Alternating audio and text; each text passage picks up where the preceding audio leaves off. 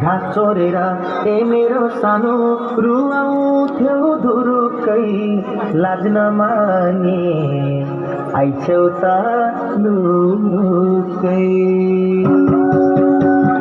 घाँस चोरेर